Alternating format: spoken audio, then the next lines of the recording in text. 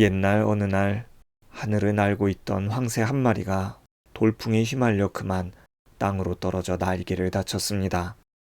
황새는 다친 날개를 질질 끌며 산짐승들을 피해 안전한 곳을 찾던 중 큰 바위의 틈을 발견하고 그 속으로 조심스럽게 기어 들어갔습니다. 황새는 찬찬히 주위를 둘러보고 아무도 없는 것을 확인한 후 다친 날개를 살펴보기 시작했습니다. 그런데 아무도 없는 것 같았던 안쪽 구석에서 목소리가 들렸습니다. 여보시오, 나를 알아보겠소? 당신을 이렇게 다시 만나게 될 줄은 정말 몰랐소. 깜짝 놀란 황새가 소리가 나는 곳을 바라보니 안쪽 어둠 속에서 서서히 모습을 드러내고 있는 몇백 년은 묵은 듯한 커다란 구렁이가 황새를 향해 다가오며 말하는 것이었습니다. 놀란 황새는 도망갈 기세로 뒷걸음질 치며 소리쳤습니다. 아니, 누구세요? 구렁이는 달아나려는 황새에게 부드러운 목소리로 말했습니다. 당신은 나를 기억하지 못하는구려. 그러니 놀라는 것은 당연하오. 진정하고 내 말을 좀 들어보시오. 구렁이는 더 이상 다가가지 않고 애틋한 목소리로 말을 이어갔습니다. 당신과 나는 전생의 사람이었다오. 그때 우리는 부부였소.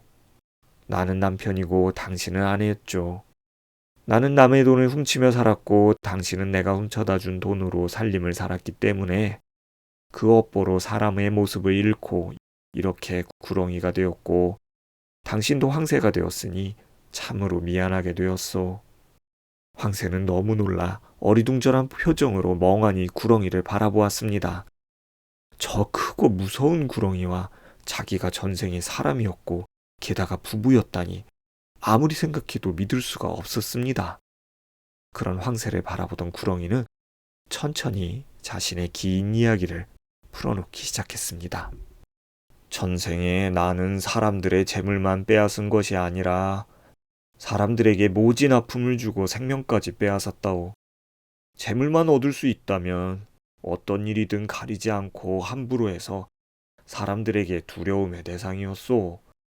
그렇게 살다가 죽은 후 떠돌던 영혼은 어둠 속에서 온갖 재물이 가득 쌓여있는 화려한 집을 보고 홀린 듯 들어가게 되었습니다. 그런데 그곳으로 들어온 것이 박쥐의 몸으로 태어난 것이라오. 재물로 가득한 집으로 보였던 것은 재물의 욕심에 눈이 멀어 그렇게 보였던 것이오. 그 후로도 나는 박쥐로 태어나서 죽고 다시 박쥐로 태어나서 수 없는 세월을 동굴 아래서 보냈다오. 마지막으로 박쥐의 몸을 벗었을 때 멋지고 단정한 집이 보였는데 그 집으로 들어가 구렁이로 태어나게 된 것이라오. 구렁이의 말을 듣고 있던 황새가 조용히 물었습니다. 그럼 전생의 사람이었던 것은 어떻게 알았나요? 전 하나도 기억이 나질 않는데요. 구렁이가 대답했습니다. 구렁이로 태어났을 때 어미가 내게 이렇게 일러주면서부터 서서히 기억하게 되었다오. 난 아무것도 모른 채 구렁이로 태어나서 수 없는 세월 동안 구렁이로 살아왔단다. 그런데 너를 뵈고부터 이 뜻을 알게 되어 너에게 간곡하게 알려주는 것이니 명심해서 들어야 한다. 너는 앞으로 자라면서 조금도 남의 생명을 해치지 말고 평생 풀뿌리와 이슬로 연명하거라.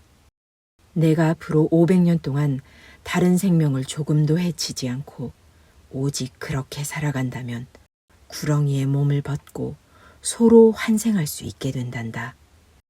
소로 태어나면 그때부터 사람을 도와 일할 수가 있게 되는데 부지런히 일해서 빼앗고 훔친 빚을 모두 갚게 되면 사람의 모습으로 다시 태어날 수 있게 될 거란다. 이 어미 말을 명심하거라. 구렁이는 과거 이야기를 마친 후 황새에게 말했습니다.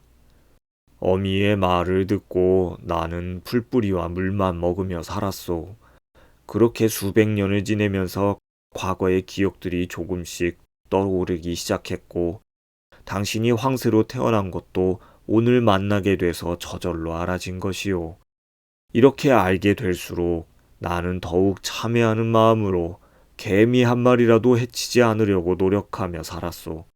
이제 사흘만 있으면 500년이 된다오.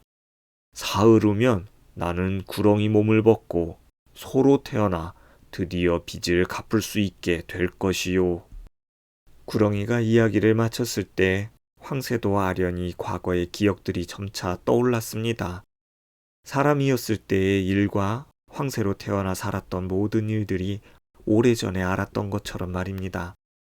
황새는 그제야 구렁이에게 애틋함이 느껴졌습니다. 황새는 눈물을 흘리며 말했습니다. 나도 이제 모든 걸 다 알게 되었어요. 나도 당신과 살며 같이 빚을 졌는데 어찌 당신 혼자 보낼 수 있겠습니까? 같이 갑시다. 며칠 후 구렁이와 황새는 나란히 외양간으로 가서 몸을 벗고 어미소의 뱃속으로 들어가 형제로 태어났습니다. 그리고 함께 열심히 일했습니다. 소로 태어난 뜻을 이미 스스로 알고 있었기에 부지런히 빚을 갚아나간 것입니다. 그렇게 서로 한 생을 보낸 후 둘은 소의 몸을 벗고 마침내 사람으로 다시 태어났습니다. 그리고 부처님의 제자가 되어 열심히 정진하여 인간 세상의 굴레에서 벗어나게 되었다고 합니다.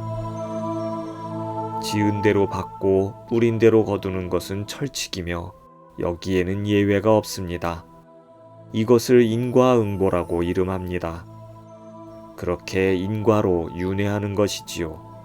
생전에 독사처럼 살았으면 독사의 모습을 갖게 되고 개처럼 살았으면 개의 몸을 받게 되는 것입니다. 그런 인연을 맺었기에 독사의 모습이 대궐처럼 느껴지고 개의 몸이 고래등 같은 기와집으로 보이는 것입니다. 자기가 살던 차원대로 그에 맞는 몸을 받고 나온 뒤에는 인간으로 살던 식이 남아있어서 지옥을 느끼기도 합니다.